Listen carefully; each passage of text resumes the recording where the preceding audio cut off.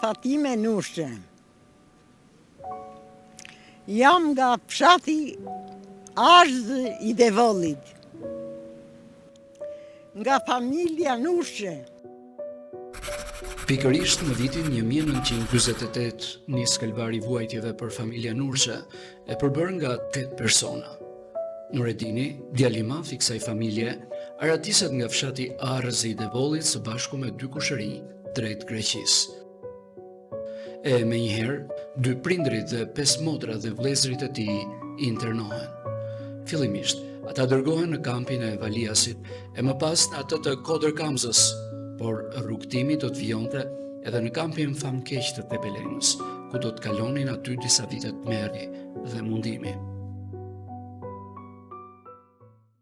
Sot në moshën 90 vjeçare, ime gjyshe Fatimja tregon tmerrin e fillimit të kalvarit të vuajtjeve në internimet e Shqipërisë.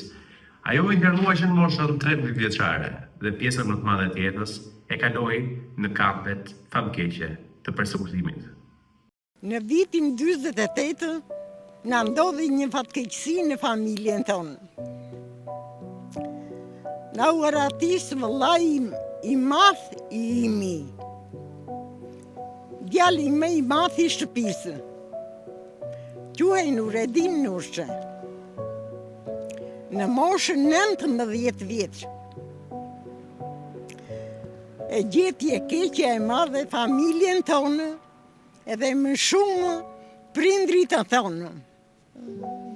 Munduam shumë, unë ngritën ishin 3 kushërinj edhe dollëm të bëjnë një piknik, se fshati Arzë është në kufi me Grekun. Edhe neve të gjitha tokat atje i kemi. Edhe dollën këta, me qënë se ishin lartë njëri tjetrit u përzien dhe u bën 3 dhe dollën. Dollën i shikuan anë e mbanë, o iknë në mëngjes, edhe i priste shtëpia që të ktheheshin për drekën. Erdhi dreka, këta nuk po dukeshin të vinë. Kaloi koha 2-3 ore, u shqetësua familja. Edhe duallën të pyesin nga janë djemtë tonë. Mirë pas njëri si kishte parë. Kur duall në fund të ara tona, në fund të afër kufirit, kemi një arë të madhe atje në mes të asaj arës, është një dardhë e madhe. Edhe kishin fushuar atje në ajo dardha, kishin zbavitur, kishin ngrenë, kishin pirë, për shqetë si zhodhën ata.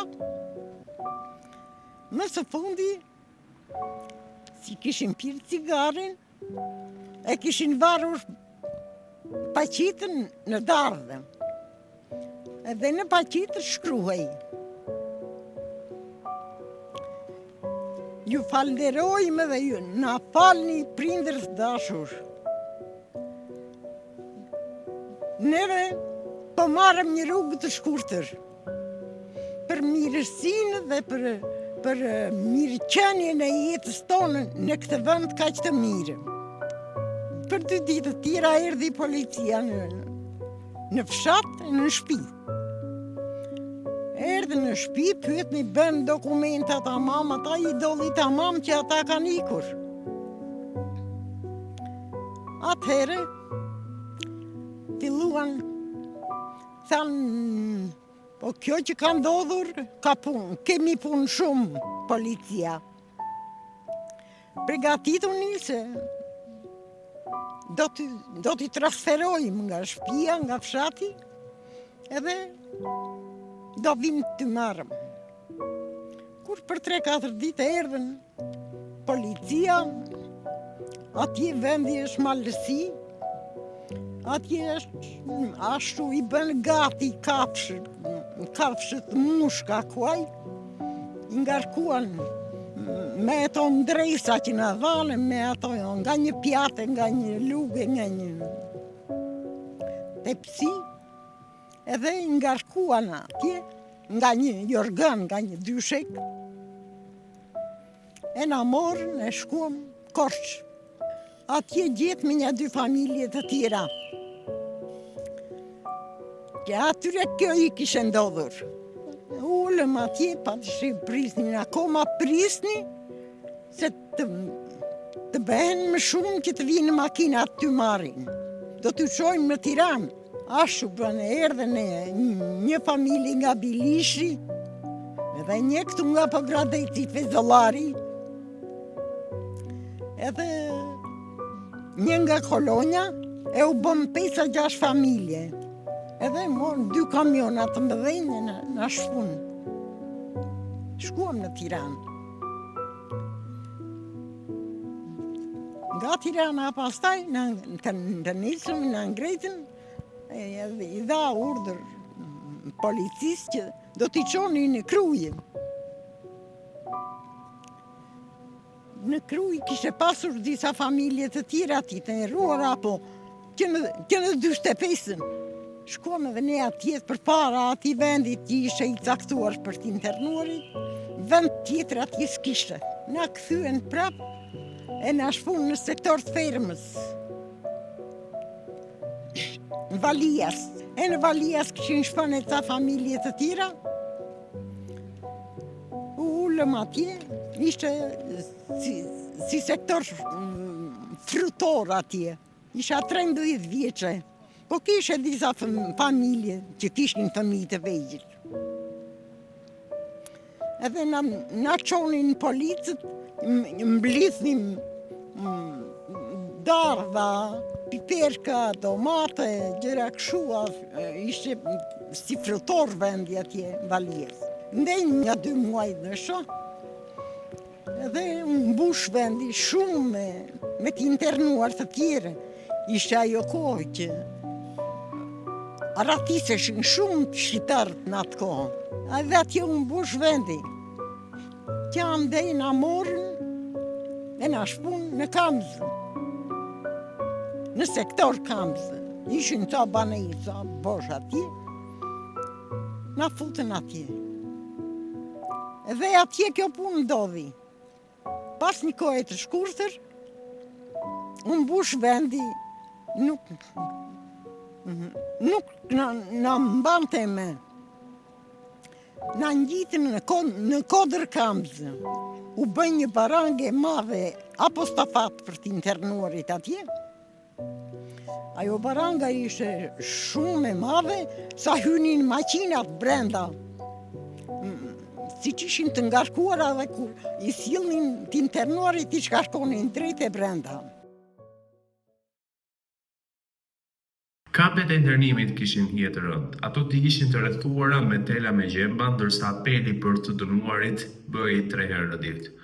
Ushqimi ishte i papastër, shpeshherë me insekte, ndërsa nga ana tjetër mungonin hapësirat personale. Të gjithë jetonin në një vend kolektiv. Atje në futën ishte i rrethuar me tela me gjemba, me trupa policie, anë mban toritori atje në sektor. Në brenda instalimi ishte i bërë me shtretër 2 katëshe, me drasa. E të ndara për familjet, për çdo person, ishte 40 pont. Do me thënë apati i vendit edhe saktësia. 40 pont, po kur ata që ishin të mbëdhenj të tërë, nuk i mirë të vendi. E flinin ca nga koka, ca nga këmbët, se si nxinte vendi të putosheshin të flinin. Ne që ishim të vegjël, ishim më mirë. Edhe ndonjë familje që kishim, edhe më të vegjël, bën të favor edhe për komshinë. E mirë të një e fuste në familje të ti se s'flinin dot. Atje ishte një skëtere e madhe. Kazan, për të ngrenë, ishte kazani. Kazani kishte që atje kishte qenë. Që në Kamzë, kishte qenë kampi i monarko grekëve. Edhe e kishin edhe kazanin, edhe telat me gjimba edhe tëra. Dhe para nga e re, po bëheshin të reja këto instalime. Për të vojtur, mos folju. Për të vojtur, mos e di njeri më shumë, se sa vuani, se dushe, njeriu ka nevojë, jo vetëm ushqimin, e ushqimin, sa e mirnim gratë, mundoheshin që ta përpunonin atë ushqim, që na jepnin, se ishte shumë i papastër, shumë i pa ushqyshëm. E qëronin, e pastronin, e drëmonin atë bukën, se buka ishte pemisri. Pemisri, po tamam tull, një cop tull, 400 gram. Aq ishte. Ata e shtypnin plakat pastaj, gratë. E shtypnin me gur, e bënin miell, edhe ja hithnin asaj gjillës. Asaj gjillës që e mirnim dhe kazani. Me atë shgjeshim, vuanin gratët, sa nga e keqja që shikonin, që ishte ajo e keqja e madhe. Sa që ishte e pakët edhe ishin të urët edhe ata që ishin më të ndëdhenjë, që së shqeshin dot, vuanin shumë. Durshin lare, po ku të lashe, ujnë e kamës s'kishte. Binte shije mbusheshin gropat. Ku kish gropa, atje vinë me nga njën ato. Gratë e mbushin një kazan, një kovë, qërë të kishin. Edhe në tepsin që na kishin dhenë për të ngrenë nga shtëpia, në ata i lani edhe robat, gratë se s'kishme ku t'i lanin. I shtinin në tepsia dhe i shtinin në ujë, njëra përkonte, tjetra i shtinte, edhe ujnë ishte i pakët se s'kish. Gjithë ditën duke punuar e duke munduar e duke qarë, as fushoni.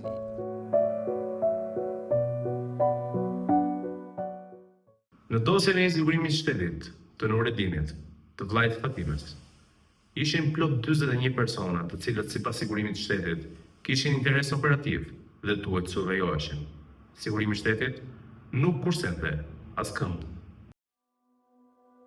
Në dosjen e sigurimit të shtetit shkruhej: Nureddin Nurça, i biri i Hysenit dhe Fetijes, i datëlindjes 1929, lindur në Katundin Arës të rrethit Korçës, arsim 4 klasë fillore, me profesion bujk, i pamartuar, shtresë fshatare mesme, me kombësi shqiptare.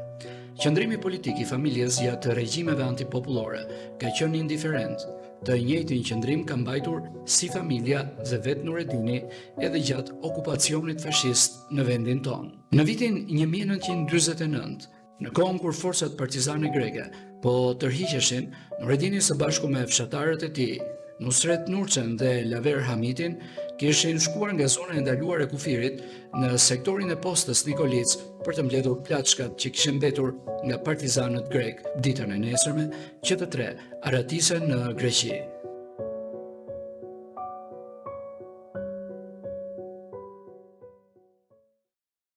Sfidë e madhe ishte për gratë e internuara që përpos punës kur ktheheshin të lodhura, duhet kujdeseshin edhe për familjen. Duhet gatuonin, duhet e edukonin fëmijët, por duhet ishin edhe shtylla e shtëpisë. Ishte në fakt shumë e vështirë për to, sepse çdo ditë më shumë ato sprovoheshin me punët më të vështira në bujqësi. Madje çoheshin dhe në parcelat më të largëta për të punuar. Unë mbush sektori plot me t'internuar, po më tepër gratë që i kishin ikur burrat, edhe ishin ata që i kishin të rritur të tërë. Në Kamzi, populli ishte shumë i madh. Lloj-llojesh, nga të 4 anë të Shqipërisë. Pastaj një pjesë e njihnin, tjetër një pjesë e njihnin. ishin loje. Të ish Gjinokastra, Saranda, Gjinokastra, Berati, gratë, nuk bënin përshtypje të keqe, po, bëndin atje kishin edhe dojë mos ishte regjimi ai që të mundonte. Të mundonte dhe të vegjlit rriteshin dhe edukoheshin mirë, vetë nga shoqëria dhe nga njëri tjetri. Atje u munduam shumë. Në skenat cila duket sikur ka dalë nga romanet thriller, është ajo kur ndërronin jetë internuarit e kampeve. Në shumë raste trupat e pajet mbaheshin të padeklaruar nga familjarët e tyre për disa ditë me radhë, si një mënyrë për të marrë racionin e 400 gramve bukë misri në ditë. Askush nuk kujdesej për askënd kur shfaqnin probleme shëndetësore, ndërsa për ata që nuk ja dilnin, nuk dihej ku do të përfundonin të varrosur. Internimi në atë kohë ka qenë i jashtëzakonshëm. Internim, siç ka qenë, nuk është përmendur në asnjë vend tjetër, do me thënë të gjitha ato ngarkesa dhe ato mundime aq të shumta. Po atje ishte skëtera. Së moreshin njerëzit, doktor s'kish. Njeri për të interesosi s'kish gjithkush për vete. E mbulonin, imbuluar. Ama ka vdekur, le të vdesë. Ka vdekur. Pastaj, kush e mbante, kush e kishte atë shtëpisë atillë, e mbulonte dhe intentit dhe hante atë 400 gramshin e bukës së misrit. Bojtën jashtë në mase, po një pjesë ishin në dobësim të madhe, ishte e veçantë. Festat zakonisht për të internuarit ishin si ditë të zakonshme. I vetmi vezullim ishte shpresa që një ditë ky maks do të merrte fund dhe ata do të ishin përsëri të lirë. E vetmja e mirë që kishte internimi ishte lidhja që krijonin familjet bashkëvuajtëse me njëra tjetrën. Marrëdhënie tepër vëllazërore dhe korrekte, të cilat vijojnë të jenë edhe sot. Bëheshin festa në familje, po për të internuarit s'kisha asgjë. Në fillim, në asnjë mënyrë, se njerëzit nuk e gjeni rehatin. Po më vonë pastaj, filluan që ishin plaka dhe që ishin ashtu, mbani Ramazan, e fshehur, po mos dinte asnjë shoqe, se kishin frikë, as nga ai që është më afër të mos e dinte. Dhe ajo që dhe ishte mbante vetë dhe në kohën kur ishte koha që ushtroheshin e hanin, atë ndajshin e me radhë, e fillonin gjoja do hanin, edhe e mi mbani Ramazan festat, pastaj ishte kur ishin fëmijët të moshës tonë,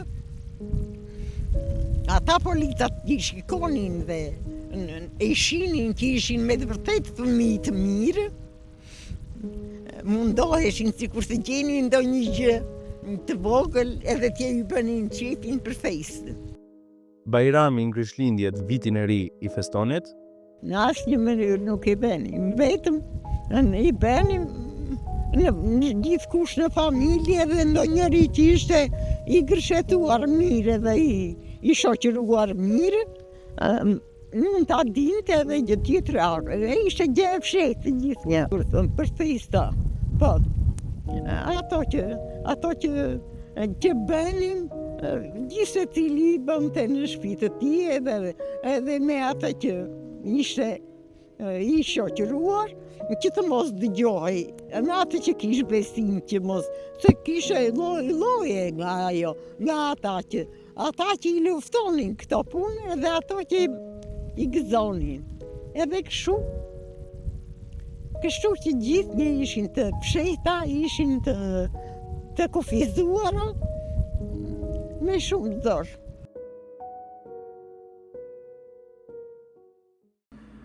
Në frazën e një filmi shqiptar thuhet që partia godet si bijt, ashtu edhe etrit. Ashtu ka ndodhur edhe për familjet e të internuarve, ku fëmijët e tyre ishin tepër të diferencuar. Ata shpeshherë përçmoheshin nga bashkëmoshatarët e tyre, të cilët ishin nga familjet e komunistëve.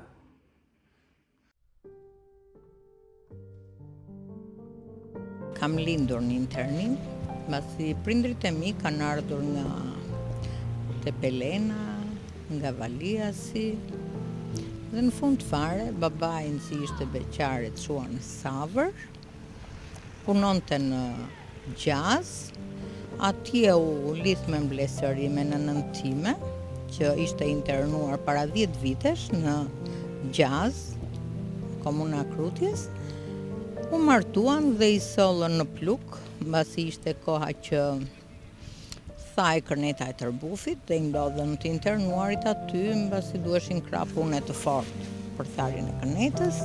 Atje prindrit e mi u martuan dhe na lindën e 3 fëmijë. Të internuarit ka qenë një tragjedi e vërtet, që fëmijë bëheshin shumë dallime, shumë përbuzi, ofendime.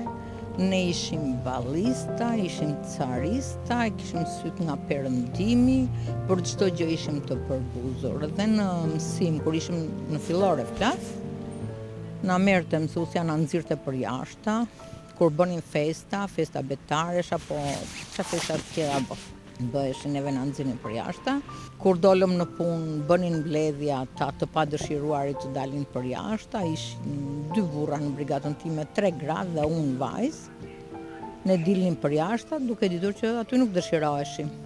Nuk bëhej fjalë të kërkonje punë të lehtë, se nuk keni gojë juve të flisni, se ju jeni armiqtë e popullit. Sidomos për gratë ishte shumë keq, se gratë e internuara punonin barapar me burrat atje, në një kohë kur të tjerat rrinin gjithë ditën shtrirë, të internuarat nuk bëhej fjalë, se kur ikje 2 orë larg në këmbë për të punuar, dhe po të shikonte ai sa të uleshe të ishte ditën e punës dhe vinte një lodhje shumë e madhe. Dhe nuk ishte problem që brigadieri të ta hiqte ditën e punës. Ta hiqte me një fjalë goje. Gratë vuanin shumë, po shumë se veç punës që kishin në bujqësi, kishin dhe një familje kur ktheheshin. Se atëherë lavatriçja nuk ekzistonte, do lanin, do gatuanin. Do ktheheshim në 8 mbrëmjes nga puna, se në 6 mëngjesi do iknin prapë ditën tjetër. Neve të internuarit aty në pluk ku ishim, jo vetëm në pluk, po dhe në Savër, edhe në Grabjan, Gradisht, kudo që ishin të internuarit ne mundsuar sikur ishim farefis.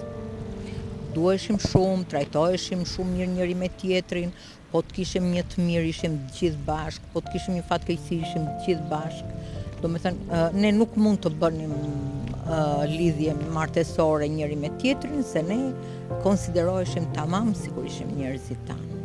Në qoftë se ne do kishim raste feste dhe do visheshim, se unë kam punuar roba qepse private, dhe i qepja gjërat për qefin tim, edhe kur dilnja për të shkuar diku ishte rast feste, për të më prishur festën apo gëzimin, merrnin një gur dhe kishte pellgaça ujë, se atëherë ashtu ka qenë, pas farte e hidhnin pellgacën e ujit afër këmbës time, që unë të bëhesha ujë edhe balt, edhe kthehesha mrapsh. Të penalizonin në një lloj mënyre që ti të mos festoje.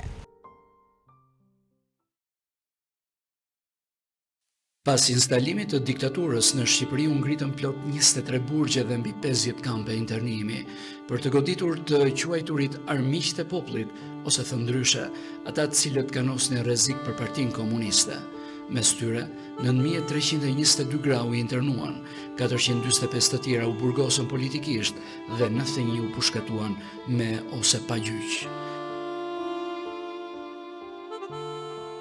Ndërsa sot, historia nuk është e qartë. Kjo pjesë e vuajtjes pothuajse u fshi dhe u largua nga vëmendja, ndërsa sakrificat e mira grave mbetën vetëm statistika, jo shumë të njohura për të rinjt. Shumë sakrifica duheshin në krahasim me të rinjt që janë sot edhe që po jetojnë.